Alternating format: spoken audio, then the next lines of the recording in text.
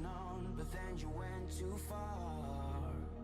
When your ship has sailed and all your dreams are lost, everything is wrong, you feel like it's your fault. Just remember, I will be there for you, baby. Remember, there's nothing out there to get you, don't forget it. When life throws lemons, just remember.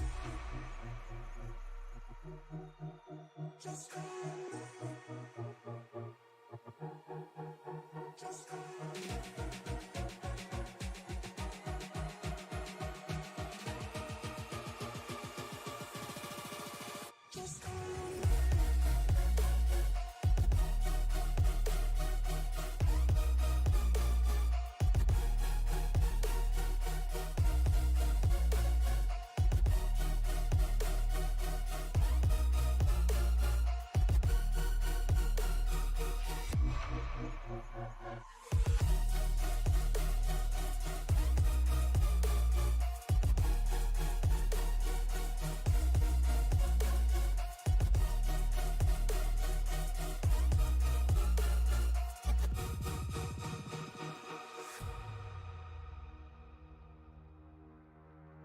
You're stronger now than you ever been. You gotta leave now, it's time to catch the wind. You will climb up high and look through the clouds, and when you're feeling low, I know you'll bounce back. Oh, and just remember, I will be there for you, baby. Remember, there's nothing out there to get you, don't forget it. When life throws lemons, just remember. Just remember. Just remember.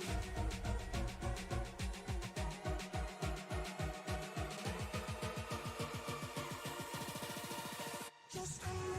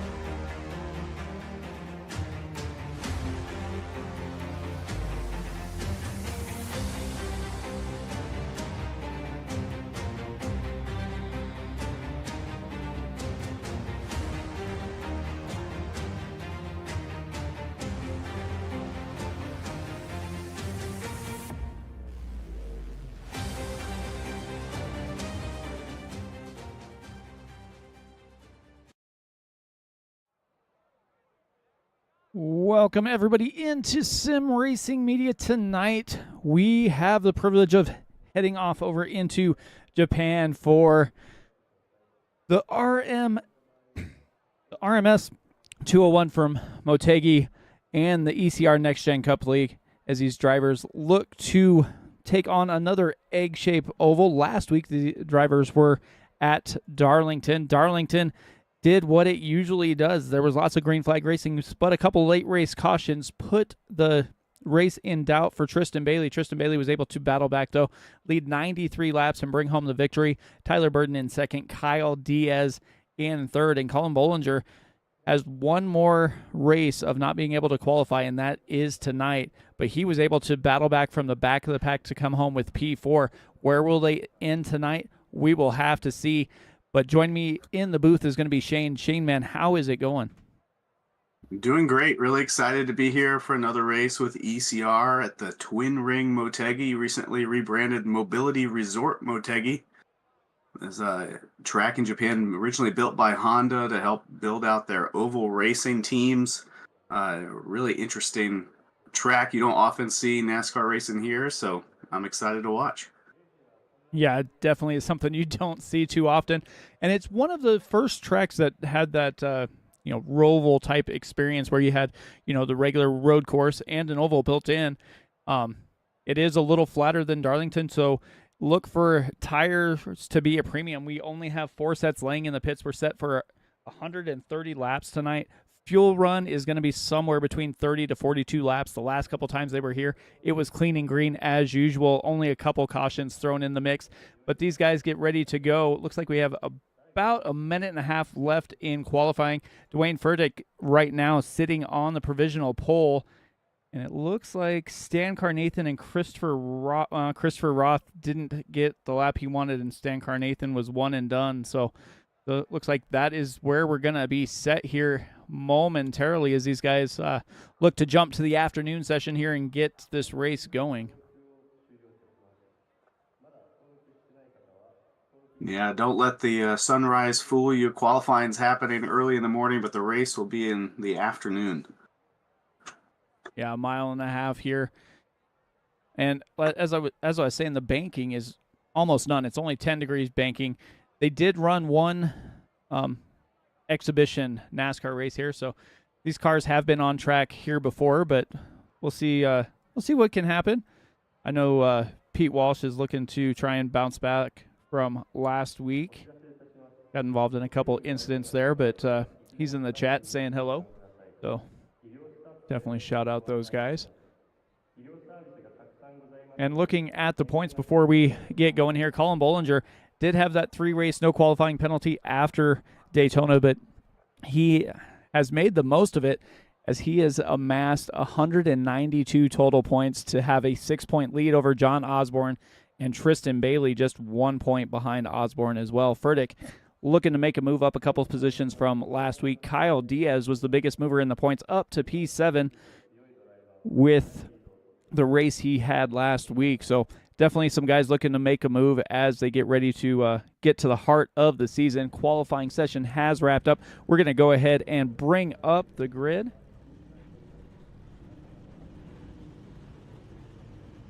So Dwayne Furtick and John Osborne are going to roll off on that front row. Row number 2 is Tyler Burden and Adam Boughton. Michael Carter and Sam Batwell going to go off of row number 3. Row 4, Tristan Bailey and Doug Denise. Aaron Miller and Gary Nash going to round out that top 10.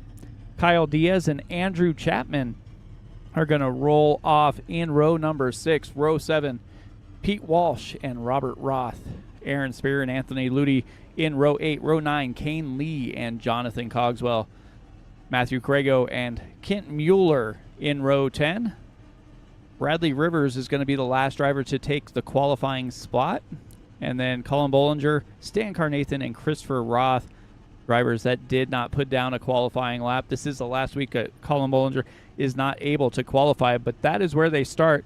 Where they will finish, we will have to wait and see here.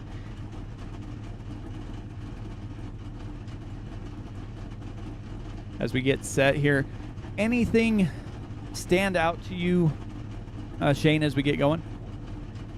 I'm just really curious to see what that first lap is going to look like. I think that'll tell us what to look for the rest of the night. Like you said, not a lot of banking. To me, it kind of races like a New Hampshire, but you also mentioned it's egg-shaped. Each turn is different, kind of like Darlington. So you're going to have to remember which end of the racetrack you're on. Just really excited to see if this is going to be door-to-door, bumper-to-bumper, or are they going to get spaced out and it's going to be more about getting clean air, saving tires in the long run. Yeah, these guys have raced here, as I said, a couple times before. Last time they were here was back in August, and Tyler Burden was able to bring home the victory, and they raced it relatively clean, had lots of lead changes, though, so we'll see what this race can bring as they have spread out, kind of working all that track. It is a wide track, so there's plenty of room to pass on the straightaways here.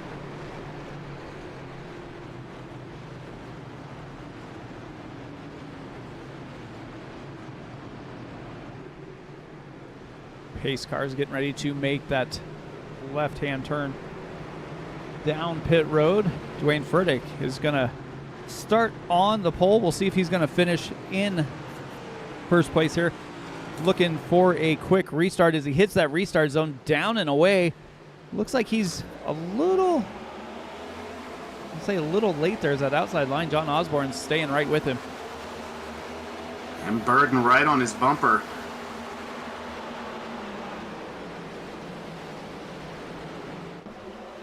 Yeah, that definitely seemed to help him get going there. Looked like he was almost waiting for it, kind of like you would at a Daytona. You know, just waiting to get that little bump to say, yeah, I'm here, let's go. And they are driving away from fourth position back there. It looks like Adam Boughton goes up to the high end. Sam Batwell takes the low side and is going to take P4 away. 81 looking a little loose there, but able to save it down low. Yeah, John Osborne saved it down low. Batwell's already up 3 positions, making pretty quick work as we are just through a lap and a half here.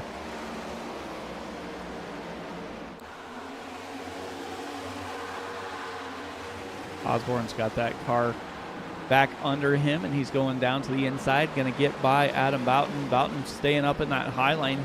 He really hasn't went down onto the low line as he comes through the corners, and we have Tristan Bailey getting a little loose on corner exit, chasing it down the front stretch.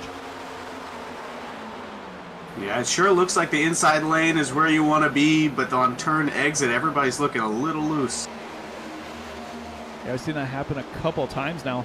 Boutwell's up there making pretty quick work. 36.03, fastest lap of the race right there for that number 47 machine. Tristan Bailey's got that car back underneath him now.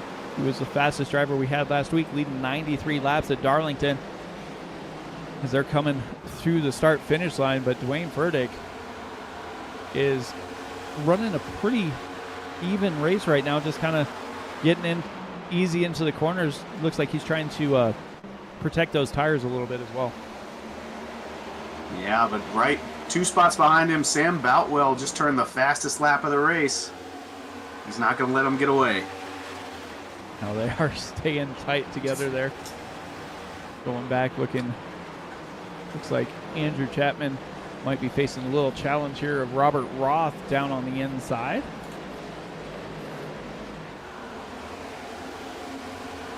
Like back here is where the action is. A lot of side-by-side racing. 48 of Kane Lee and the 88 of Nash, with Spear closing in as well.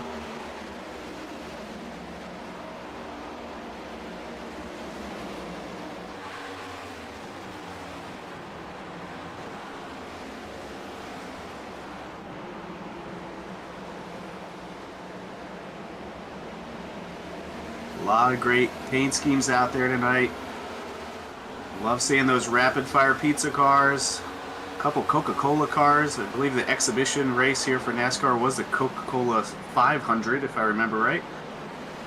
I do believe you are correct. They have a nice little logo painted on the side up there that screams Coca-Cola, along with their Honda logo.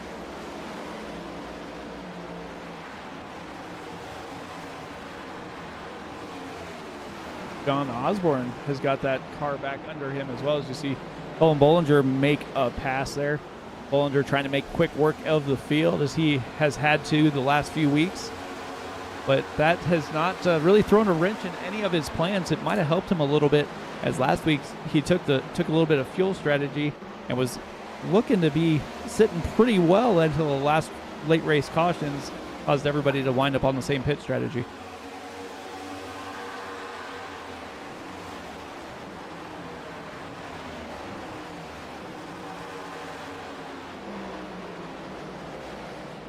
Really starting to get spaced out here. We've got a couple of the 53 and the 74 side by side up the track.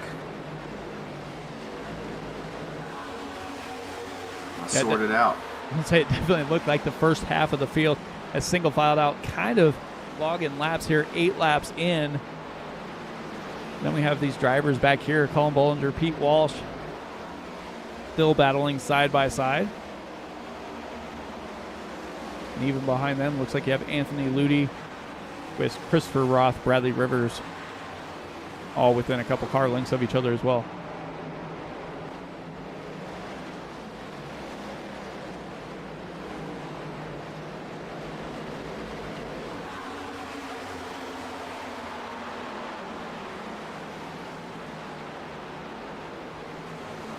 Dane Lee, Andrew Chapman, Robert Roth.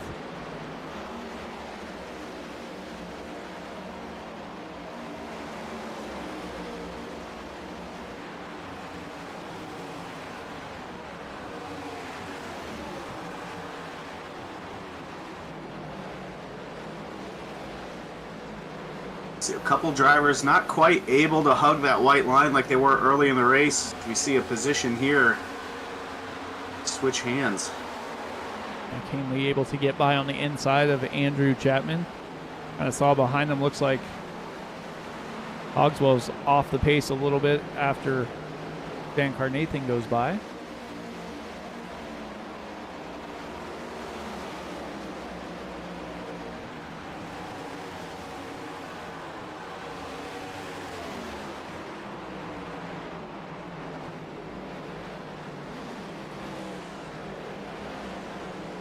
Couple guys a little bit slower here, working their way around the track. Kent Mueller, Matthew Crago. Anthony Ludi going to go down to the inside and try and make or up on the high side, trying to make a pass there on Bradley Rivers and Christopher Roth there as well.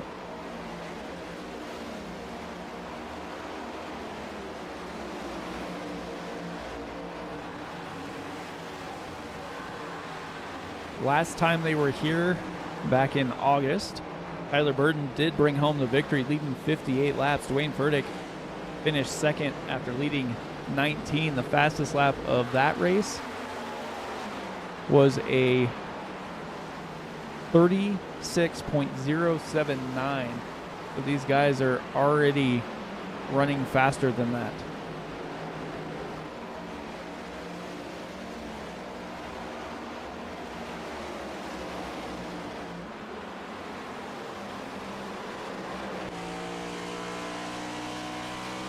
Back up front, looking back from Furtick to Burton.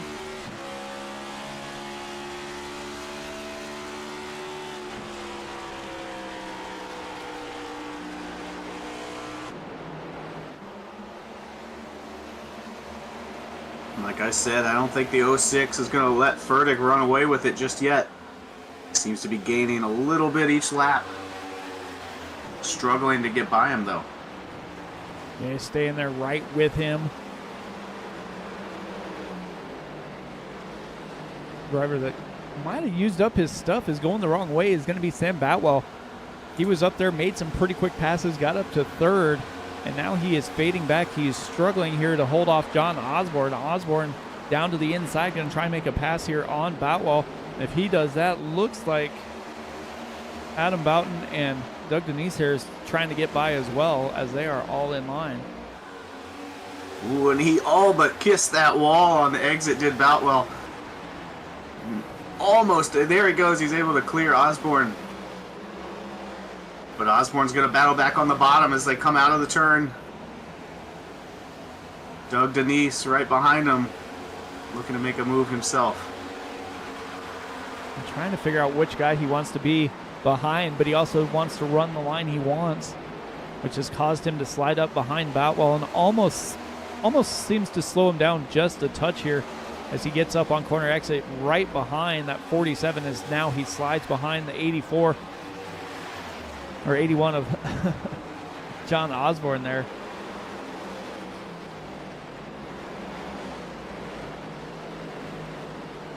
And we saw cars really loose on the opening laps, but right now it looks like everyone's getting tight, sliding right up to the edge of that wall. Yeah, it looks like corner exit is definitely going to be where time can be won or lost.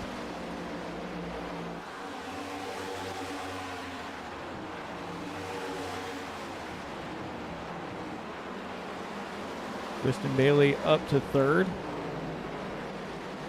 Last week's winner at Darlington, so similar track. I'm sure they brought the similar setup here for that 9 Chevy to try and take advantage of what they had learned last week.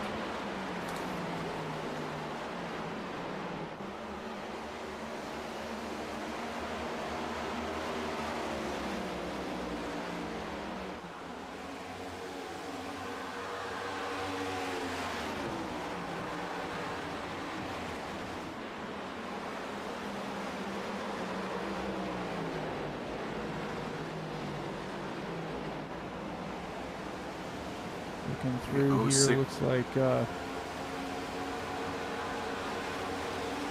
Furtick's thought he was going to have a teammate up there, but Southern Alliance Racing is just himself and Gary Nash, and Nash is back in 18th, so Furtick carrying the banner for them.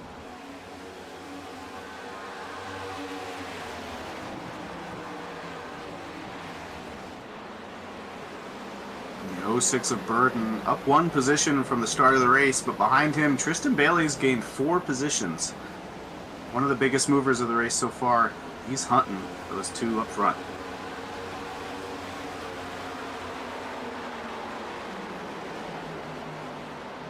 Yeah, he is definitely on the move.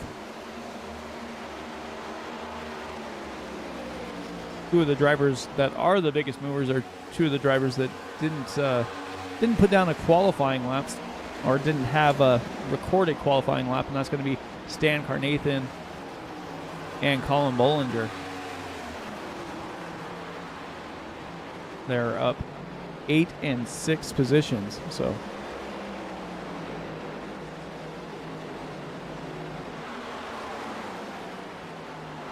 Stan Carnathan getting a little tight there on Andrew Chapman. Yeah, the heat's getting turned up in that rapid fire pizza oven right there. 24 and 25. Sorting it out. Bollinger looking to make a move. Oh, he's going to settle in behind the 25. He has the 84 Jonathan Cogswell, drives it in deep, trying to get down to that white line, roll the corner, pick up some speed on corner exit, right into the 53 of Colin Bollinger. Looked like Bollinger wasn't really ready for him to slide up, or Cogswell thought Bollinger was going to slide up, and he did not. I'm not sure if one or both of them got a little loose there. Didn't seem to hurt either car too much.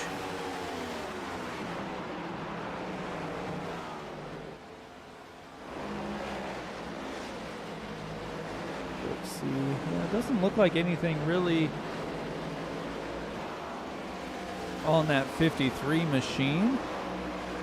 We can get caught up to the 84.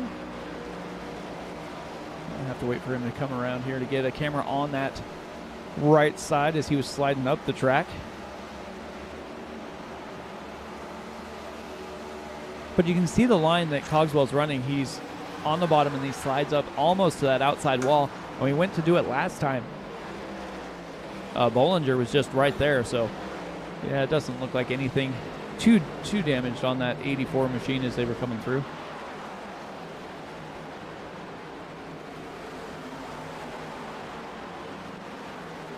Looks like we're getting closer to that pit window. It's told it's going to be anywhere between 30 and 40 laps, basically, depending on how the race was run.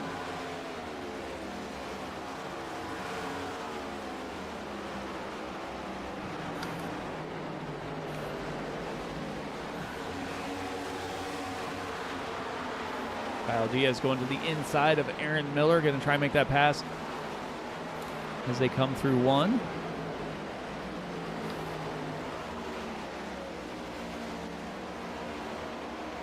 He'll do just that. Barely cleared. Whew. Aaron Miller is not letting it go away, though, as he was right on that rear bumper of that 26 Ford of Kyle Diaz, sliding up as Diaz went to the bottom.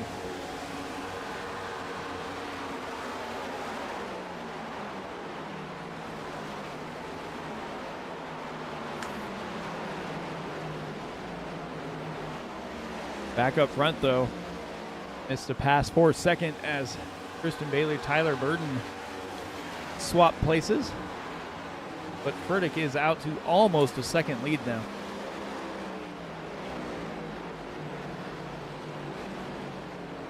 Let's go back and take a look here at the contact that we had.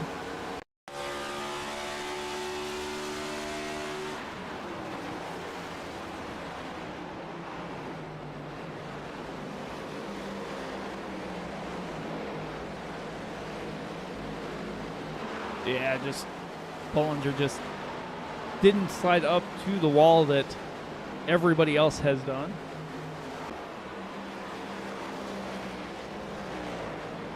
So basically what we kind of thought happened there, Shane. Yeah, as we see Tristan Bailey tag the wall, just sparks flying. Don't think it was any damage, just that rear fender getting out there. Little Darlington stripe here at Motegi.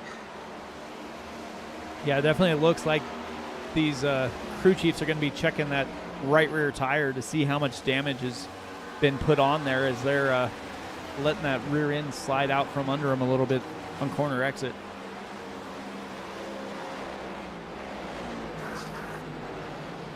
And you can see there, Bailey getting a little loose, has to rein it in a little bit, take his foot off the accelerator.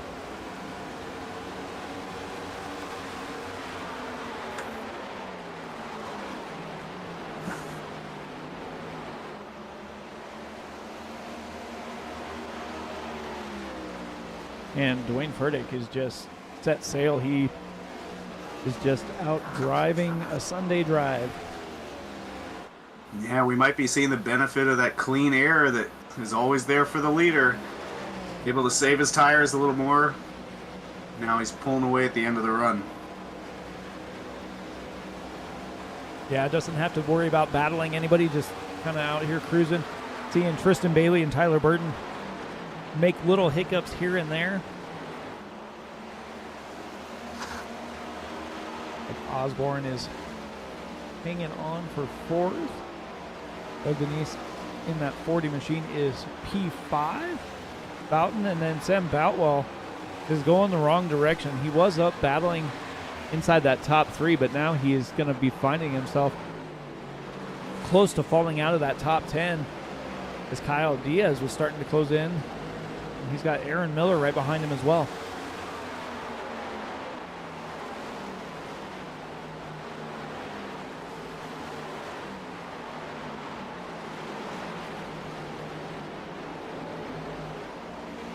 If there's any other battles really brewing here on track. And I know we said there wasn't too much damage there to that 53, but he is faded clear back to 22nd after that contact.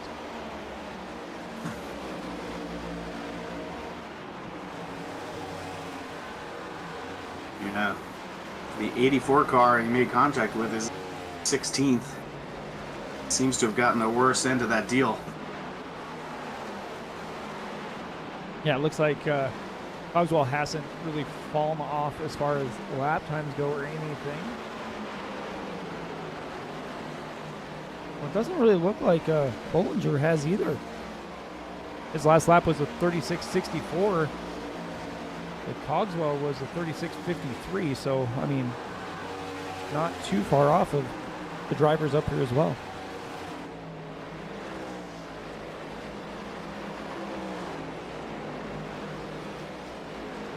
I'm not seeing too much speed fall off with these tires either.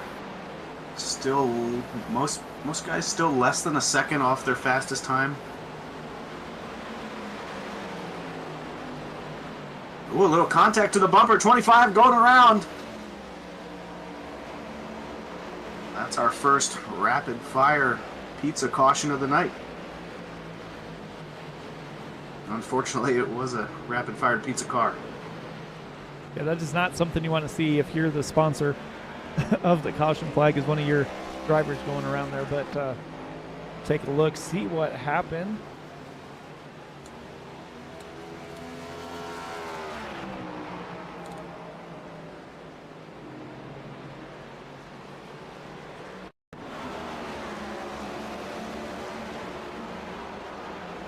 '84 just trying to stay off him. He touched the apron.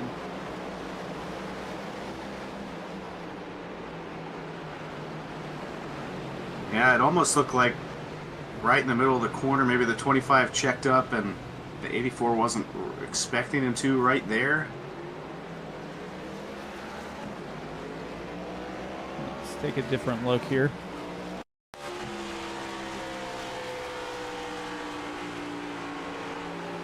Barely touched, but got that apron.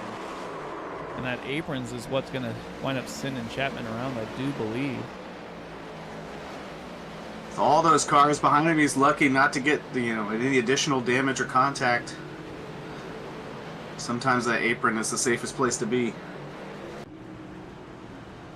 Now, wholesale pit stops as we are within that pit window. Everybody going to get those 4 fresh tires and get ready to roll.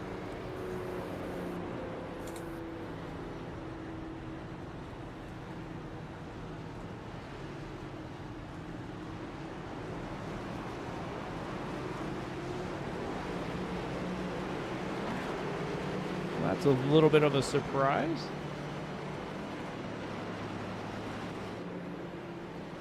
Not sure what happened there with Gary Nash and Tim Mueller.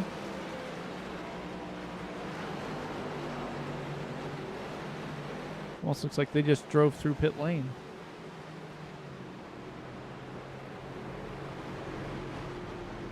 Certainly an odd way to do it. If you're going to stay out, you might as well stay out, right? Yeah, that's kind of what I was thinking, but I mean, unless it's a late call, but I guess it really didn't hurt anything at the moment. Oh, they're going to go down the second time.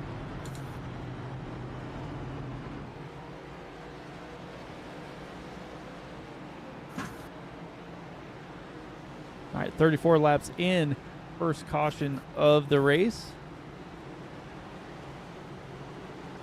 Burdick, Bailey, Burden, Osborne.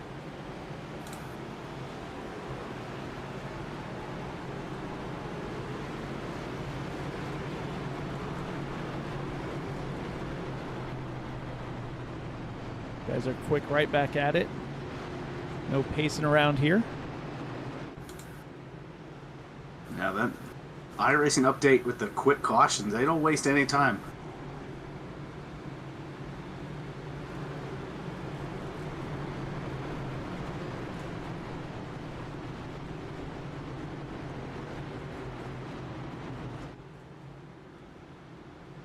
Hopefully, Kent Mueller and Gary Nash actually have time to catch the field before they get going here. Well, looks like they will be pretty close as they are about 10 seconds out, so shouldn't be too bad.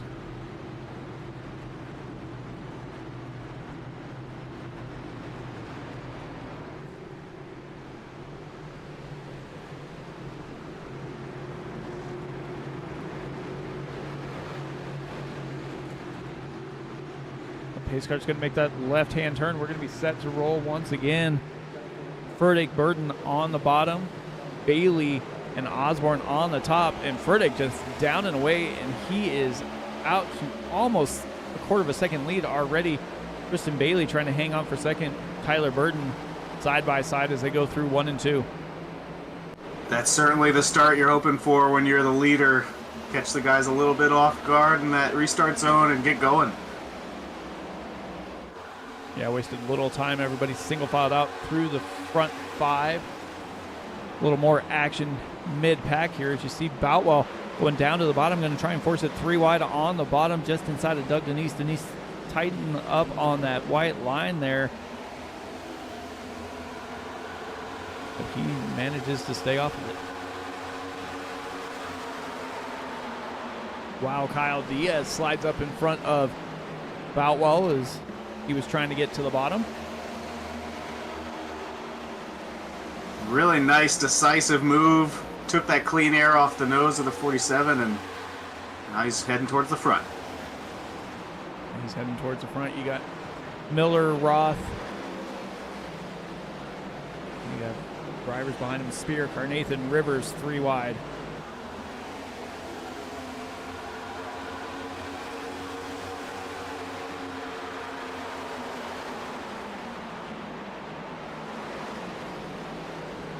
Otwell, Carter, side by side. You got Roth, and then you have Kentley and Aaron Miller side by side.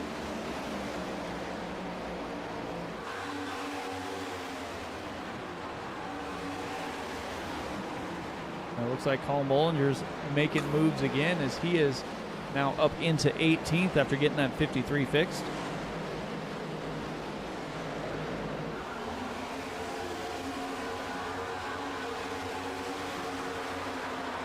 Nathan keeps sticking his nose out, looking to see if he can get some fresh air on that 24 rapid fire pizza machine.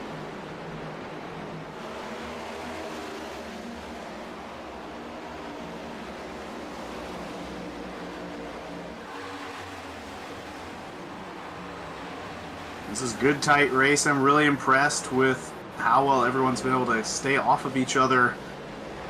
Even as we've got cars going to the front, cars going to the back. Brad Rivers goes wide. Andrew Chapman looks to the inside. Yeah, Rivers looks like he got a little loose, went up to the high side. Able to reel it back in, but he lost a couple positions there as Colin Bollinger gets by, Andrew Chapman by as well. But Kane Lee was trying to close in on Aaron Miller there, but it looks like he got a little loose and might be losing a spot here to Aaron Spear on the high side. Yeah, I'm not sure who it was, but I heard someone hit the wall. Everybody pushing hard. Oh, there's another one by Aaron Miller.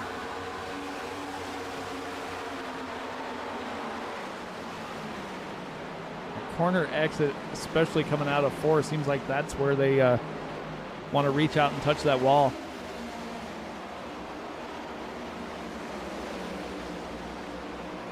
Kane Lee is all over the rear bumper there of that 10 machine of Aaron Miller. They come into the corner. Aaron Miller gets a little bit better drive off. And Colin Bollinger goes to the high side, going to try and get by Stan Carnathan here.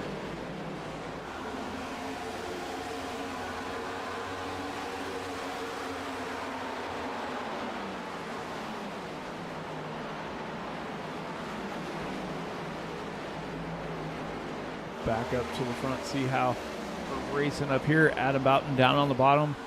John Osborne on the high side. Boughton trying to get by. Good tight racing there, just not enough momentum there in that 94 Toyota.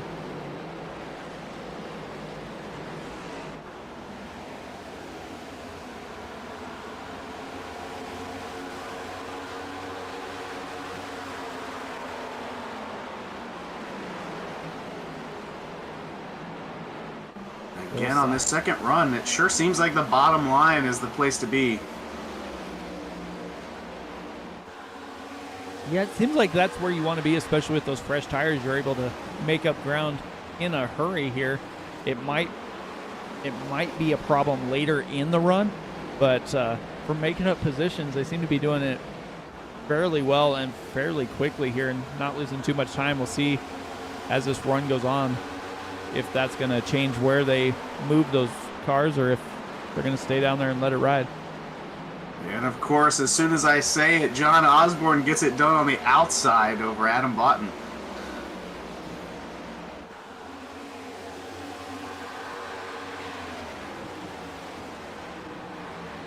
Back up front, though. Kristen Bailey, Dwayne Furtick still kind of battling here. Furtick still holding that lead.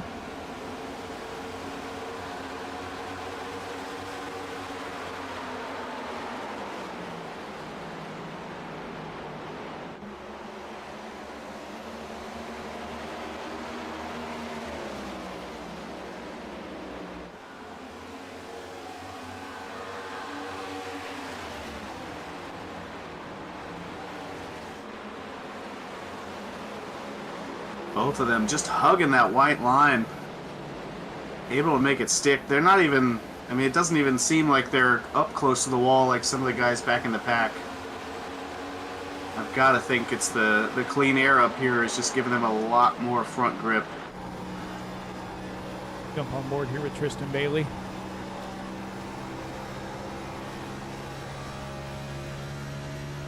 We can hear those tires squealing all the way through the turn, though.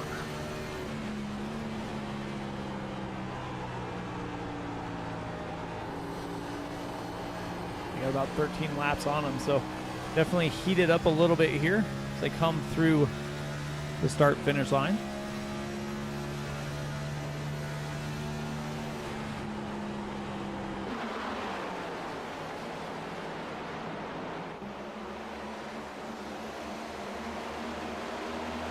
Yeah, it looks like Tristan keeps poking that right front headlight out just a quarter car width or so, just to get a little bit of air on the front of his car, maybe get a little more grip. I'm not sure he likes just riding in Furtick's tracks here.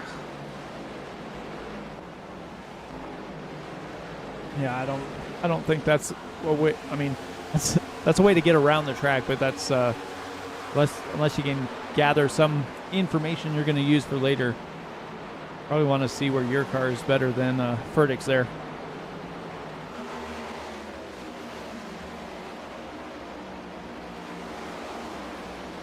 Batwell still hanging on.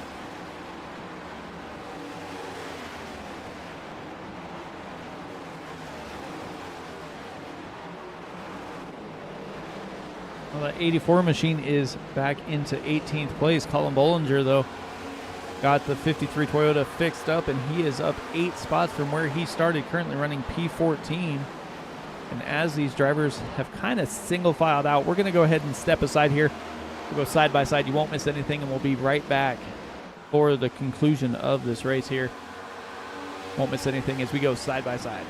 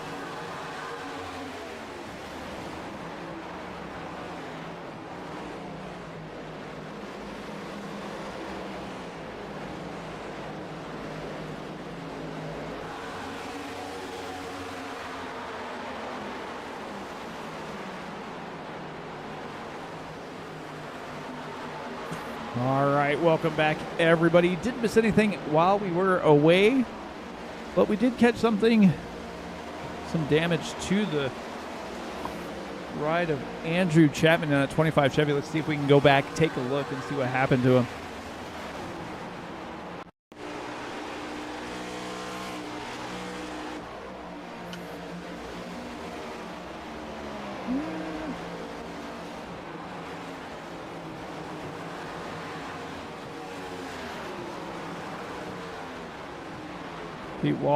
Pete Walsh just barely tapped him and went right into that wall.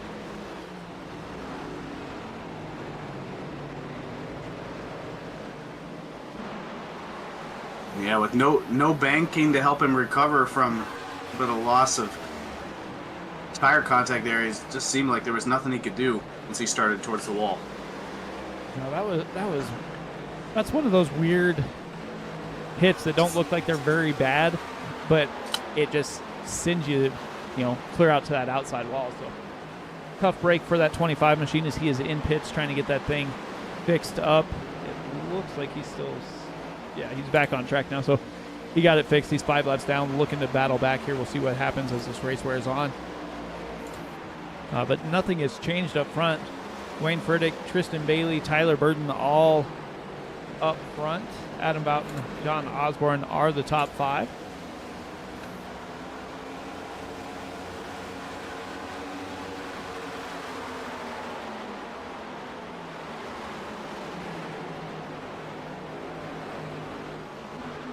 More side-by-side racing here, mid-pack. Sam Boutwell, Kane Lee. Kane Lee on the bottom, Boutwell on the top.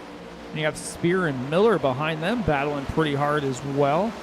Robert Ross, Colin Bollinger, all side-by-side. They definitely turned up the heat these last few laps. Yeah, looks like a bit of a hornet's nest here. 7, 8, 9 cars all together.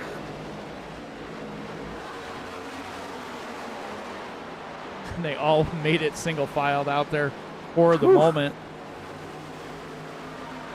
Dan Carnathan, Colin Bollinger pulling out, trying to get down to the bottom first.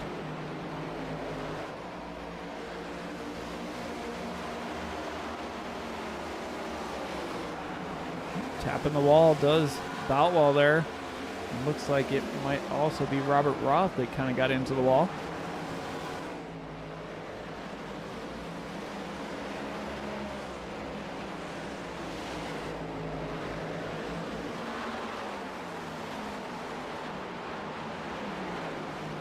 Kane Lee was able to get by and get away here.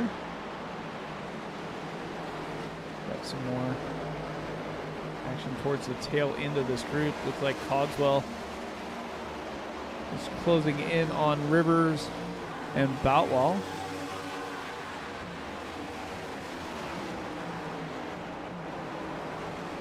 Yeah, I think Boutwell's starting to make it a habit of tapping the wall. You can see his right front fender has a lot of visible damage there. Oh, there's just an extra kiss on entry. It definitely looked like that 47 machine is not happy at the moment. Yeah, you can kind of see it folded up there just a bit.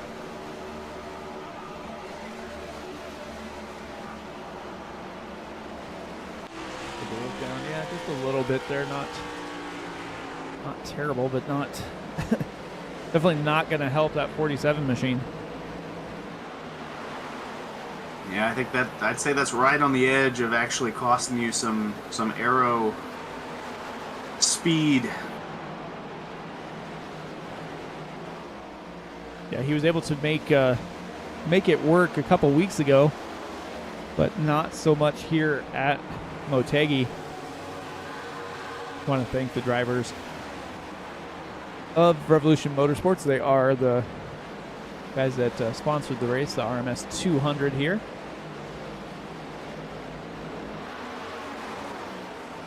Bollinger making his way back, looking to get inside that top 10. And on that first run, we had a caution right about this time, so we didn't actually get to find out how long these guys can go on fuel. We're about to find out in the next 5 to 10 laps. Yeah, see what some green flag pit stops look like here at Motegi. I know pit lane is going to be a little rough to get on, if I'm not mistaken, as they have to kind of come down before corner exit there. Otherwise, it's pretty flat and hard to get your speed down as you're coming off of turn number 4 there.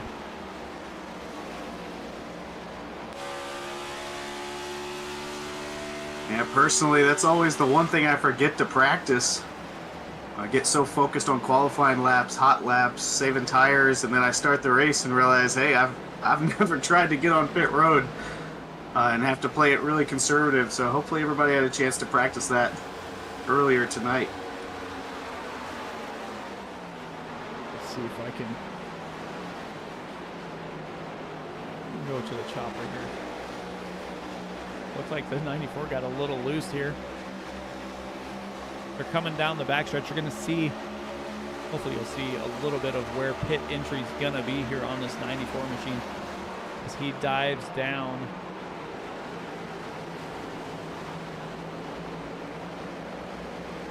You kind of see it just kind of turns. You have to make a little bit further left turn to get down there. So Kane Lee made it down pit lane.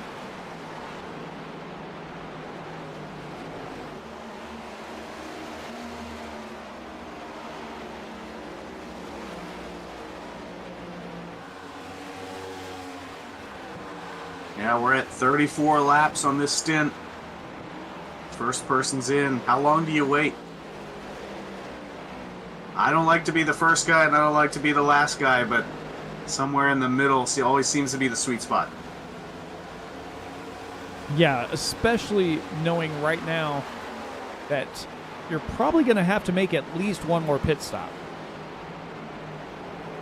So you might as well come in here 70-ish. And then you're gonna come in somewhere just after, 100, 105, somewhere in there, just to make sure you have enough. If it does happen to go into overtime, you won't have to come back down for fuel, but you'll probably want to come down for tires as the 94 heads down pit lane. 18 right behind him.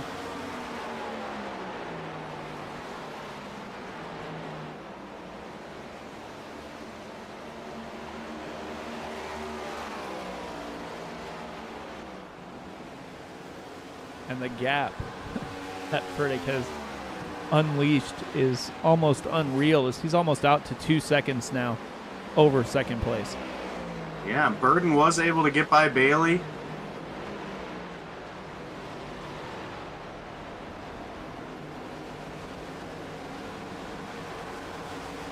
Those top three have been solid all night long. We'll see who can get on and off pit road the fastest here. And I think that's going to be the question here, especially for, Burden and Bailey.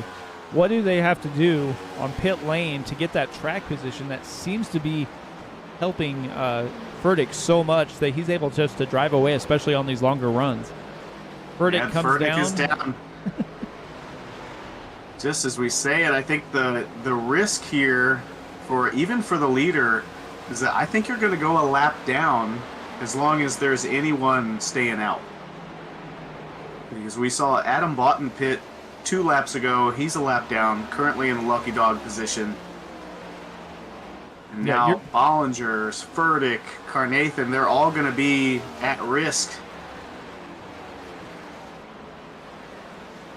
Yeah, you're going to lose almost a lap and a half on pit lane, just on their pit lane times. Kyle Diaz now down pit lane. Brad Rivers.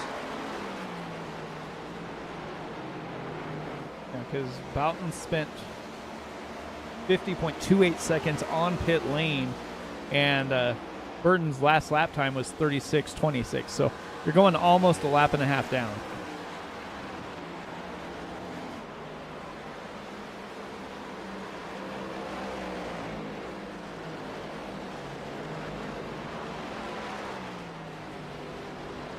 Yeah, and it looks like the 25 of Andrew Chapman called it a day, put it on the hauler. I said enough with this today, so we'll see him next week.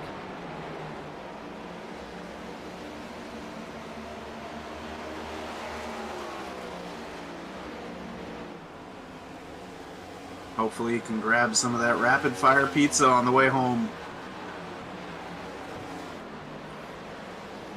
Was actually able to grab some free pizza today at a 5-year-old's birthday party. So that was a good Saturday for me. The burden coming down is going to leave Bailey and Osborne out still.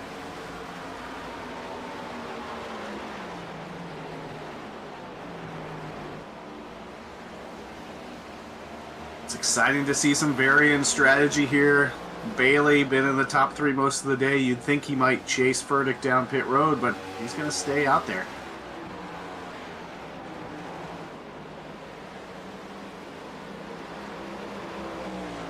They're going to have to come down pretty quick if my math is right.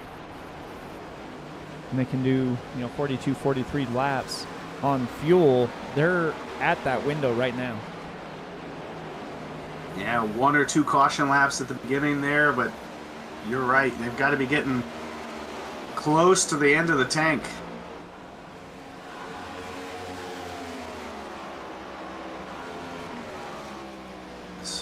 Furtick now might be able to get his lap back before Bailey pits. Yeah, Furtick is flying right now. 35.78 that last time by.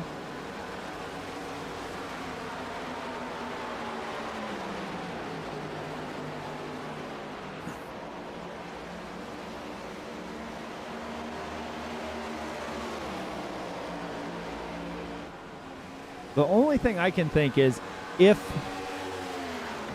some way that 9 machine can get another 3 laps. No, so yeah, okay. Yeah, Sideways into pits. Wow. Whew. That went from a disaster to, hey, not that bad for the 9. Going to lose a ton of time, but I don't believe he's going to get a penalty because he wasn't technically in pit lane, but that's definitely not the way you want to come down on a green flag pit stop. Almost everybody is in now. Osborne, one of the last few to come down pit lane. Here he comes. I went further towards the outside there. Gary Nash is going to be the leader with Kent Mueller right behind him.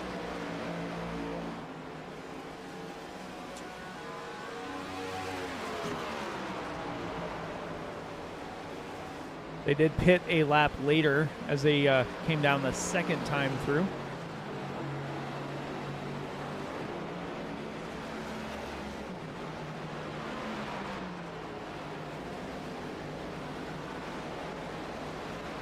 What a strategy call that could be if these guys are able to make it a couple more laps and split that last stage.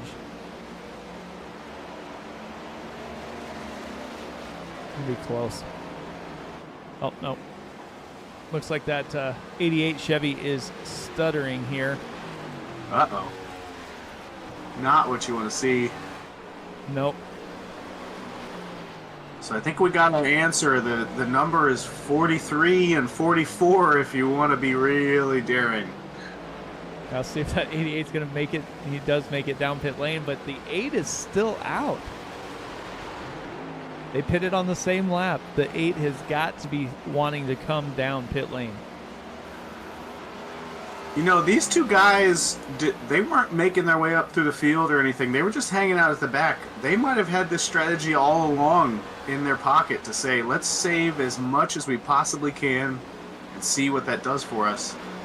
We still have 50 laps to go. Mueller just completed his 46th lap. I mean, it isn't impossible if he's been saving enough.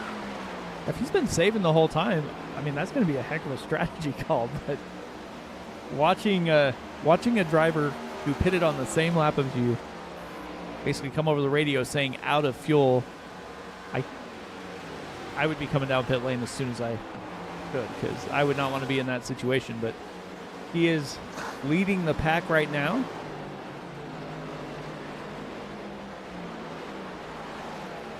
And he's not stopping. Yeah, I think when you qualify 20th, this is something that's got to be in your mind. Hey, if I can't beat him on straight up speed, I might be able to outsmart him.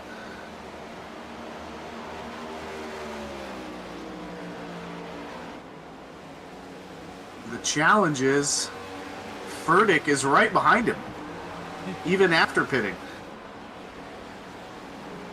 Yeah, Furtick's running almost a second faster lap times too.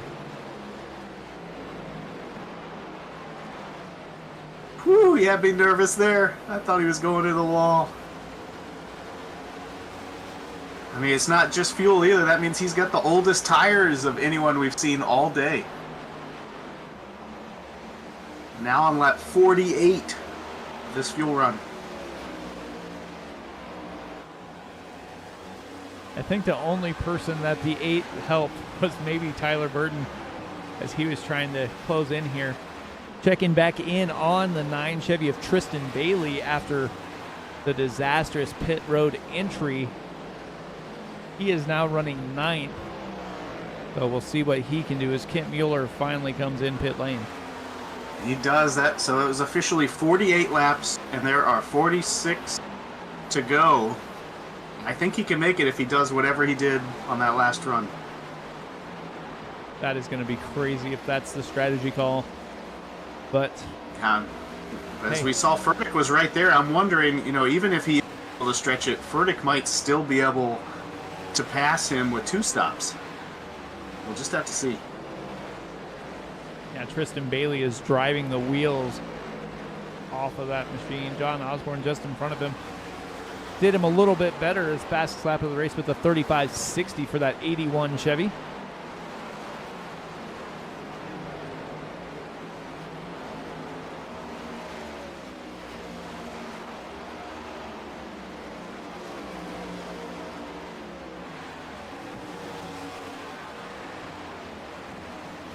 And this is what green flag pit stops will do at a place like this. You get those green flag pit stops with different strategy calls.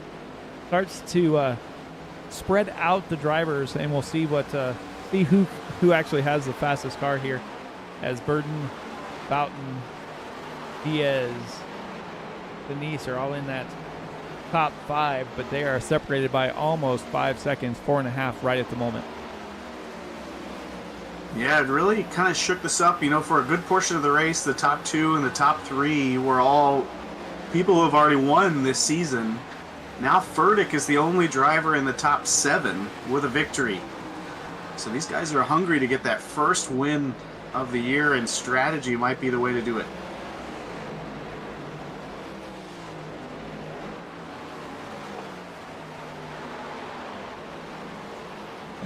And I know there's a few drivers, especially back towards the back of the field back here, that are just looking forward to getting this in the rearview mirror and head off over into Las Vegas next week and get back to a regular speedway.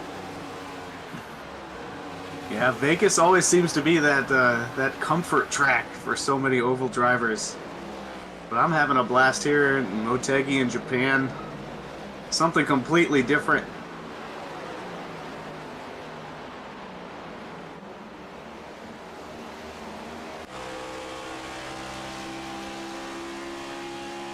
Heard a little bit last week from Tyler Burton about the Humanities 101 Foundation. Definitely go and check them out. They definitely help lots of people in the community.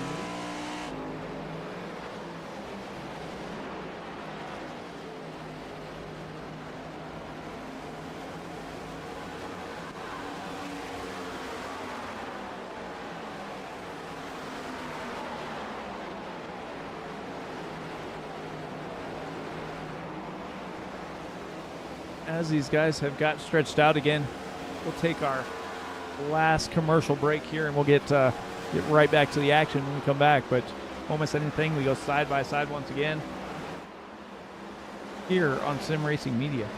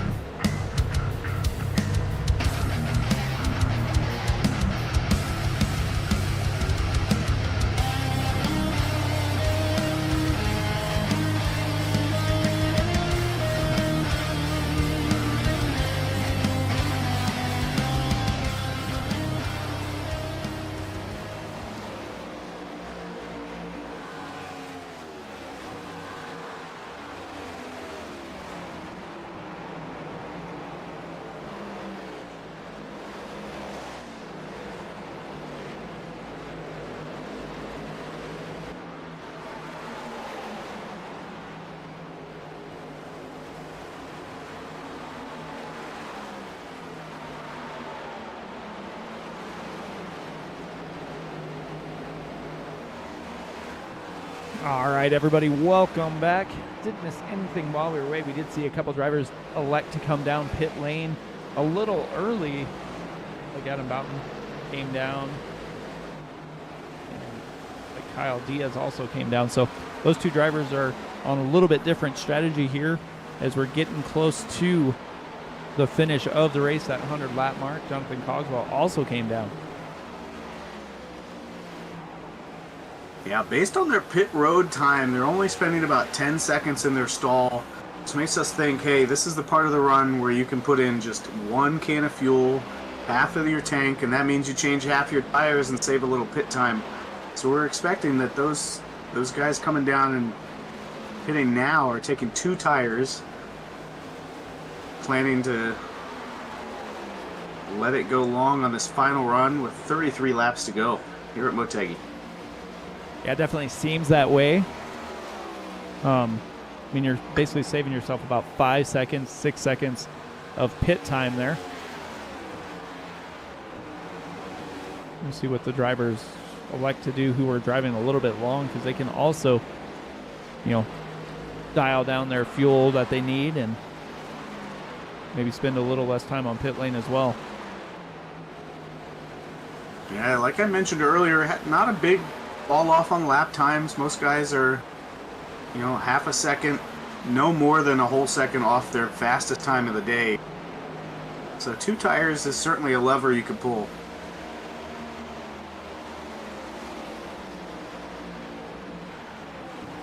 One driver that we both talked about, we said kind of need to watch, is going to be that driver of the 8 DHL Toyota here, Kent Mueller.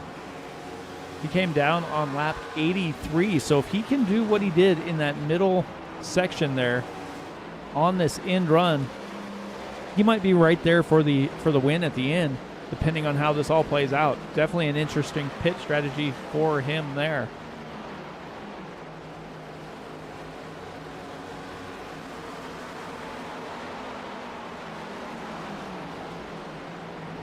Looks like he's slowing down a little bit. Like I said, a perfect gamble for Mueller. Started 20th. Now he's got a shot at a win. Really curious to see how this plays out as we get into closing laps. Yeah, definitely something that we're going to watch and see how it all plays out. Aaron Miller bails off and goes down pit lane.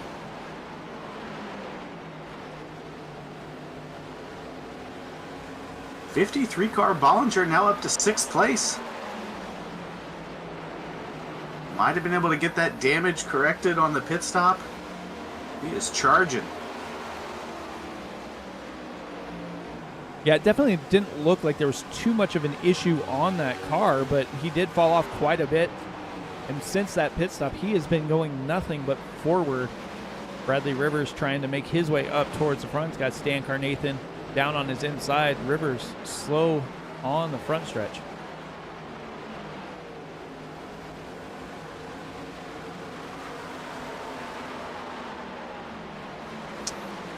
I'm not sure what it's for, but I'm seeing the 10 of Aaron Miller with black flag.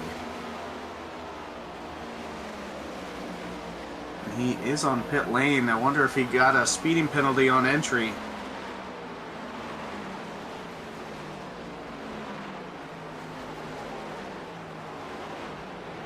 That might be. He is still down on pit lane.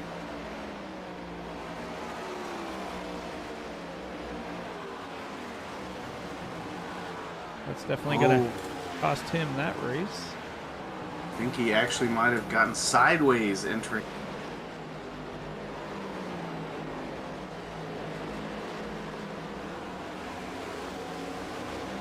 Let me take a look here.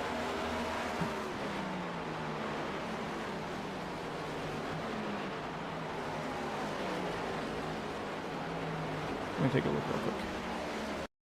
Oh, might have been contact even.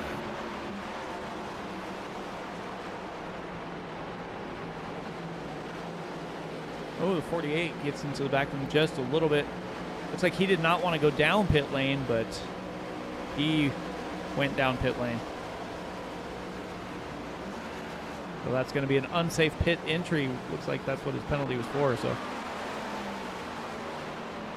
not entirely his fault, but still had to deal with that flag nonetheless.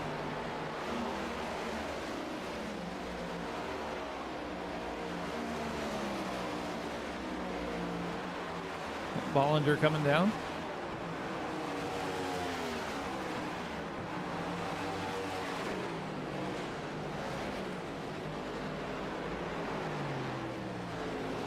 Verdict coming in. We'll leave Burden out there.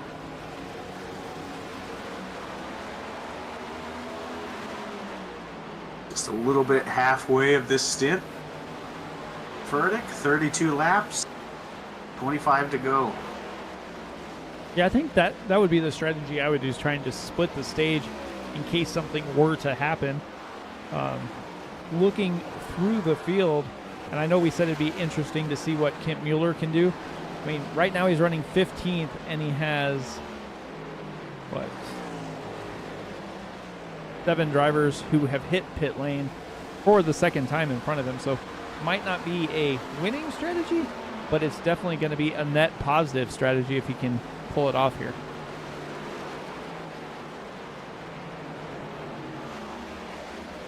Yeah, that is curious. The last time around, he was the leader when everyone pitted. This time it didn't play out.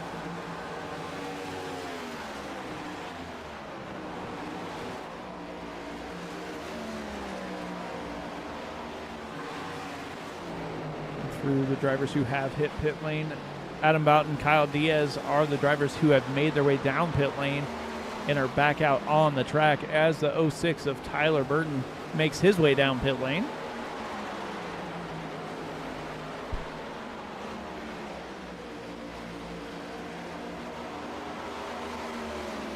That's going to leave 5 drivers on the track who have yet to hit pit lane for the second time, John Osborne being the first of them. He does have Dwayne Furtick right in his rearview mirror.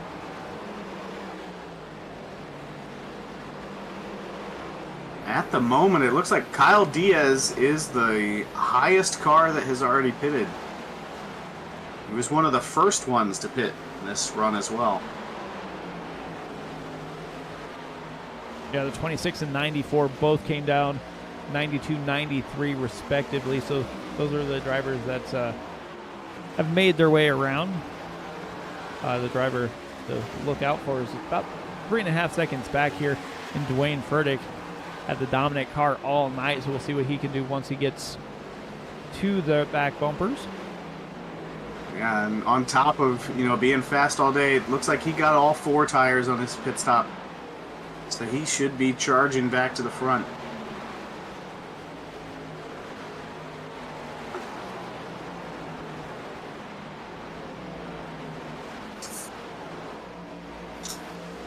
Osborne is slowly getting back out on track. Just in front of the leaders.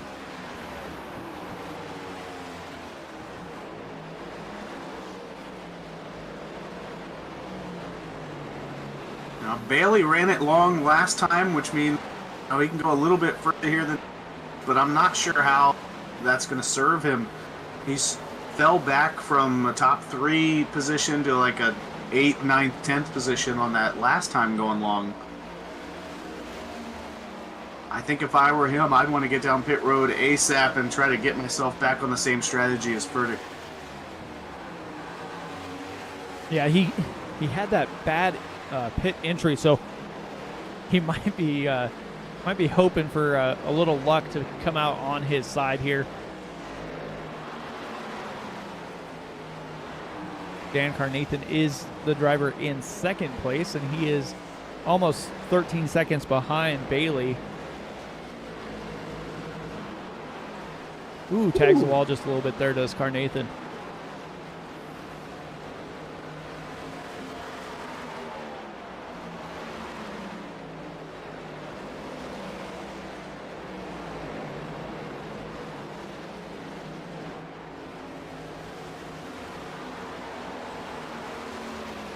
Tyler Burton came down on lap 106, and he is now charging back towards the lead, going to try and put that 06 machine in victory lane. Stayed out a couple laps longer than Dwayne Furtick, but he was able to get on and off pit lane, taking that two-tire strategy call, and he is now the first car who has pitted. Yeah, it looks like you save about 4. The gap between Burton and Furtick is 3 seconds right now. That's making the difference.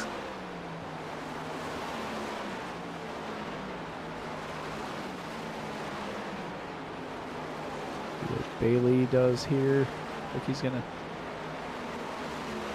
wonder how quick of a stop Bailey's gonna have to make in order to get back on strategy here. Because I think no matter how much fuel you put in, you're gonna wind up losing about 35, 40 seconds at least. Well, if he can go, let's see, he's 35 laps on this run. We've seen someone make it to 45. Seemed like the safer number was 42. Goes 7 more laps. He might, not even need to put in nearly as much fuel as these 2-tire stop guys. He could do a little bit of a splash and go, and that might be the strategy he's got left in his pocket here. His options are dwindling, and that might be his shot.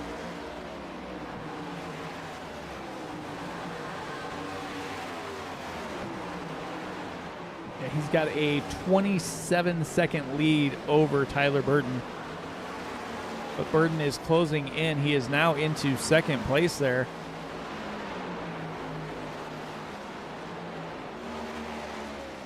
Kyle Diaz, Adam Boughton back here, about 2 seconds behind Burton. And then you have Furtick about a second back from that tandem as well.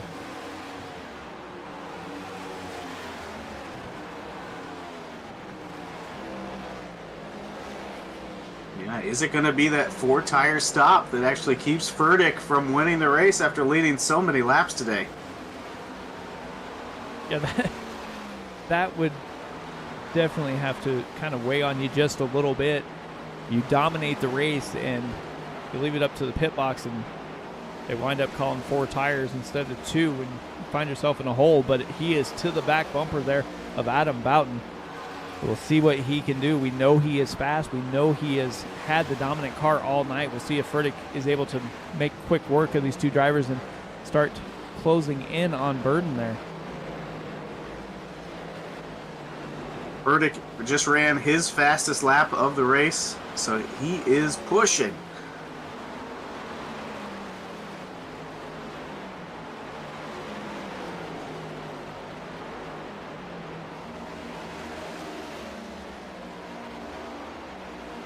Right there on the bumper of Diaz. He's going to look to the inside. Oh, and Diaz cuts him off. Diaz drives right down in front of him. He said, no, thank you.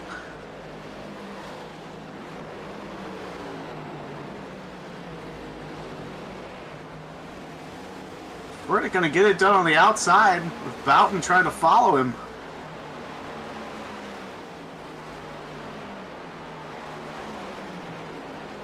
They both get by Diaz. We mentioned he pitted before everybody else. I think his older tires are starting to hinder him now. Yeah, I think the only thing that helped Boughton get by is Furtick just putting in work there and allowing or causing Diaz to slip up just a little bit, which made the 94 machine get by. Now Furtick has almost about a 3-second gap to Tyler Burton that he has got to make up if he wants to win this race. 13 laps to go. He had gotten it under 3 seconds, but getting through that traffic slowed him up. Kristen Bailey still out here turning laps. 12 to go.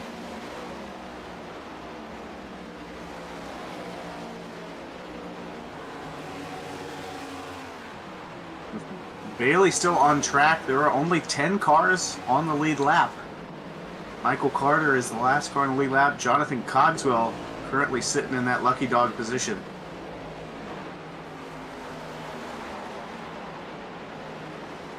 Van Batwell coming down pit lane.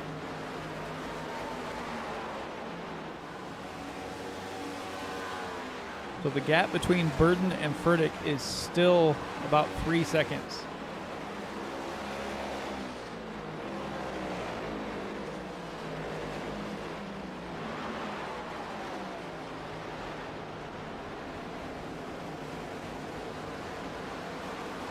And Furtick is closing it.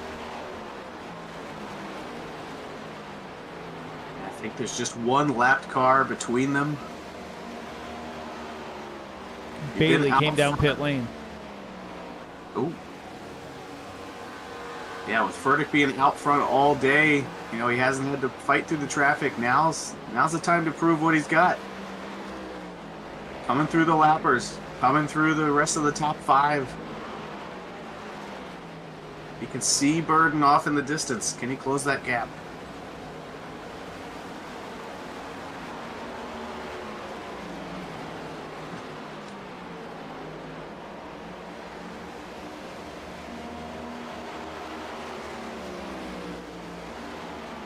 Just one lap car between them, 10 laps to go. Tristan Bailey back out on track. He came out of the pits in P9, so still going to be a top 10 day for him if he can get that number 9 Chevy rolling here.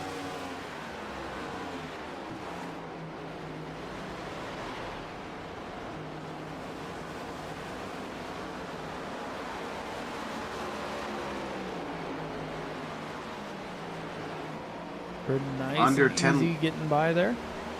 Yeah, with under 10 laps to go, I'm starting to, got the smoke rolling out of my ears and out of my calculator looking at lap times. Furtick's going to need to be a quarter of a second faster per lap to catch Burden at this point, and he is a little under 2/10. Not the speed he needs. He's really going to have to step on it to catch him now.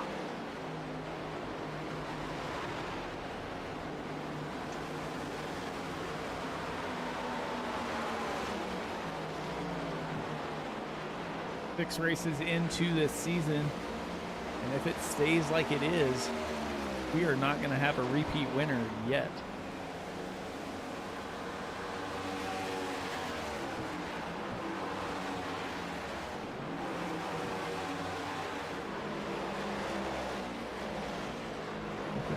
Looking back through the field to see where some drivers are. Looks like John Osborne was able to get up to P4. Doug Denise 5th. Kyle Diaz has faded back to 6th.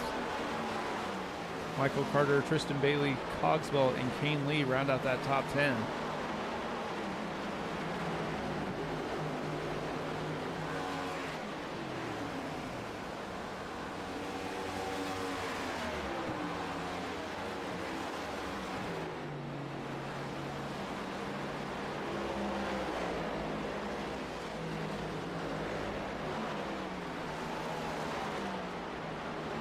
It looks like that gap has almost stabilized now. Basically 2.25 seconds. 6 to go. Yeah, at their lap times right now, Furtick is not going to catch Burden. But if you're Burden, this is it. The pressure's on. You're in the lead. No mistakes. Yeah, that's one of the hardest things I think about when you have a lead like this. You know the driver behind you has been relatively dominant all night, and you just have, your spotter or crew chief telling you, just hit your marks, you're good, just keep driving. But it's still that little bit of nervousness behind you. Yeah, I want my spotter to lie to me. Tell me I'm so much faster than him I can relax. Because if he tells me, hey, he's right on the edge of maybe being able to catch you, then, yeah, the pressure's on, the anxiety starts to build up. I just want to cruise to victory. We see Burden. He's nowhere near the wall. I don't think he's pushing too hard. Yeah, I wouldn't think so. Trying to bring that 06 Chevy home to victory lane. Had a tumultuous start to the season. Last week ran pretty well. Trying to just get a little bit better each week, and if he can do that, park that 06 machine in victory lane, that is what he's going to want to do as we come to 3 to go here from Motegi.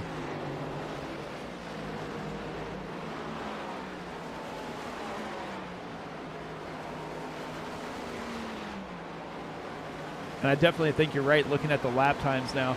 That last lap, Burden went a 36.11 to Furtick's 35.85. So definitely took his foot off the throttle a little bit, played it a little bit conservative.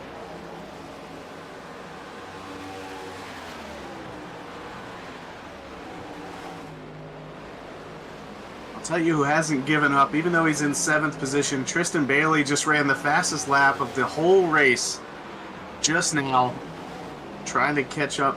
Maybe get a top 5. Yeah, 35.46. Lightning quick of that 9 Chevy there. 2 to go as we're coming to get that white flag.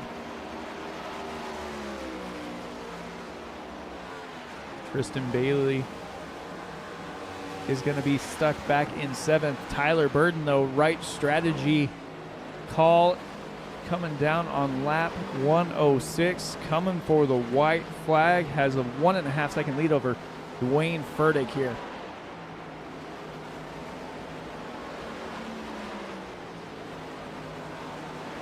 Just incredible. You know, he was in the race all day long, but never quite had the outright speed to get in front of that 51 car. Did it on pit lane. And it looks like he's going to hold on. Yeah, it looks like he's going to hold on. Coming out of turn number 4 to get the checkered flag, Tyler, the Demon Burden, wins at Motegi. Wayne Frederick going to hang on for P2. John Osborne going to come across third with Boughton and Doug Denise rounding out that top 5. Kyle Diaz 6th, Tristan Bailey 7th. Osborne and Boughton and Denise just 0.05 of a second apart there. Tight racing.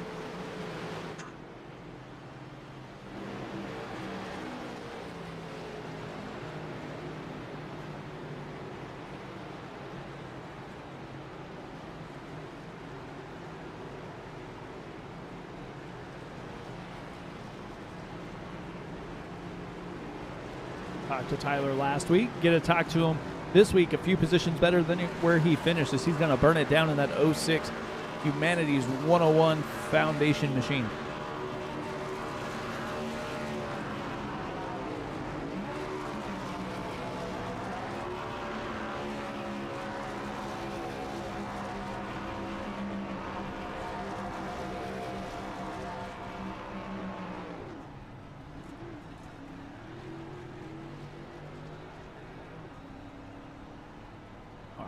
Let's see if we can get John Osborne up here in the booth. Let you go ahead and talk to John. Man. John Osborne, you got Shane and Mike in the booth. How you doing? What is up, gentlemen? What a race. I mean, we saw everything from fuel strategy, bumper to bumper, guys tapping the wall every lap. Tell us what it was like out there. It was a good mix of tight and very loose. It all depended on how you were exiting, 2 and 4, whether your car was going to want to, have the tail end way high to the crowd or push to the wall. Wasn't really as bad in 3 and 4, but it could push tight in 2 if you got back to the throttle a little bit too quick. But man, fun race. I love these flat tracks. Had to make some adjustments there with some driving lines and how I was attacking. Burnt my tires up there on that first run and just couldn't keep up. But made a few adjustments myself, and then yeah, man, it was good. Tyler and I both decided to take 2 there at the end. And that was definitely the right call. I know a lot of guys pit a lot earlier and took 4, and I still thought that, taking a little bit less fuel, but taking right sides was going to be the move, and it was. Yeah, that was going to be my next question. What made you decide to take 2? It sounds like it was more of a team decision. Yeah, I mean, you were going to gain a lot of time. I think pit stops are between 12 and 13 seconds. And I put a little bit more fuel in it than I probably should have. So I think mine went 10 seconds. But still, I was able to, to catch the guys there in front of me and get by because the car was a little bit tighter. But he had a lot cleaner air where he was. And so I think he got a little bit better pit entry than I did too. But yeah, man, it was a good race all night. I had a couple little scary moments there, but thankfully didn't lose her. Well, yeah, congrats. Nothing wrong with a podium here at Motegi. Who do you want to thank? Give us some shout-outs to. Definitely want to thank my team, Eons Motorsports. Appreciate them, all that they do. Rapid Fire Pizza. It's amazingly good and amazingly fast. So if you're in an area that's got a Rapid Fire Pizza, go check them out, whether it's a, brick store or a truck. Thank my mom and dad. Appreciate them so much for watching. I was at their house today and got their YouTube set up on their big TV in the bedroom, and so they could watch me tonight. So they're probably chilling, laying beside each other, and celebrating the top 3. So there you go, Mom and Dad. And thank you guys up in the booth for what you do up here. Hopefully we put on a good show for you. And thank Adam for the awesome league that he puts on with ECR. Yeah, congrats again. Love to hear the mom and dad are watching my dad's spots for me, so I know how great that is to share racing with family. Congrats, and we'll see you again next week. All right, let's rack them up and rinse and repeat.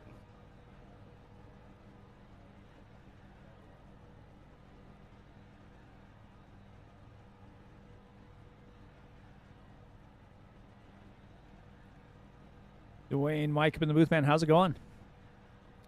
Pretty good. You guys have me loud and clear? Yeah, I gotcha. Oh, dominant car all night. Looks like he got beat a little bit by pit strategy there at the end, but how was it running out here on this, I'll call it a flat Darlington track? Well, I loved it. Loved every bit of it. This is a track where it's all about precision, and it's probably one of my favorite tracks. That definitely looked like it. You were working your way around lap traffic fairly well. Anything you could have done kind of towards the end there to maybe get a little closer to Tyler? No, I was all out. Had a couple cars. Had to work my way around a couple cars there, but once I got past them, I could just try to dial in Tyler. Did the best I could, but came up a little bit short. Definitely, but another podium finish in that 51 Chevy. Anybody you want to thank before we get you out of here tonight? Absolutely. Would like to thank my awesome teammates. Great job to be on the podium again, and thanks to this incredible league, ECR. So if anyone out there looking for a league, this is it. Definitely, Matt. Well, congrats once again, and we look forward to maybe talking to you at Vegas. Thanks, guys. Take care. All right. Get you the race winner here.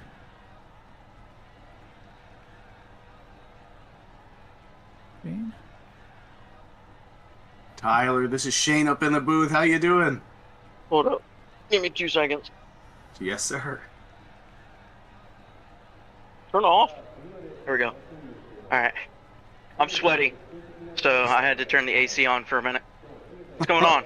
Definitely understand that. Look, you're the winner of the race, man. You tell me what's going on. Wait. I won? Yes, I'm sir. a winner? We talked to your teammate there, John, about, sounds like it was a team decision to go with 2 tires. Tell us how you made that decision here in the final stage to get the victory. Honestly, I was having deja vu because this was kind of the way it was last time with me and Dwayne here at this track, and I really like racing with Dwayne. Dwayne's a lot of fun. You know, we're not adverse to beating and banging, but we're fair about it at least when we do it. And man, it was a lot of fun. It just seems like at this track, I don't know what it is, but me and John were talking about it. It seems like the draft works in reverse here, where it helps the car in front more than it helps the car behind. But yeah, like I just kind of went off of the notes that I had for last year, and I was kind of surprised. I think Dwayne took a different route with how early a lot of people pitted that time around, or this time around, and I was just like, nope, John, we're sticking to the plan. We're just gonna run this, and I don't think he's gonna have enough time to get to me, and I think I hit the number right on the head, and we executed like we needed to, and got it done. You know. Yes, sir. I had all my calculators out trying to. Seems like you saved about 4 seconds on pit road. Your gap at the end was about 1.5 seconds. Yeah, I think you nailed it. The strategy was 2 tires. we were watching the times. The tire fall off really wasn't there. So I think that was just a great call. But put me in your head for those final 5-10 laps. You know, we're sitting up here. We're nervous for you. When you know you've made the winning strategy call, all you have to do is not make a mistake. What's going through your head then? I'm just worried about hitting the marks, man. I had one of my buddies. He was spotting for me, and I had asked him earlier. I was like, "Hey, where's Dwayne at, and how we looking on laps?" And I love this dude to death, but man, sometimes you just gotta lay everything out and spell it out for him. But he's like, "What do you mean?" I'm like, "What lap times is he running compared to me, and how many laps do we got?" Oh, okay. And so we calculated that out, and I'm like, "Yeah, he's not gonna get to me. Shut up, I don't need you," and just kept driving. Awesome stuff. Would love to see the Demon in victory lane again. Who do you want to thank? Give some shout outs to.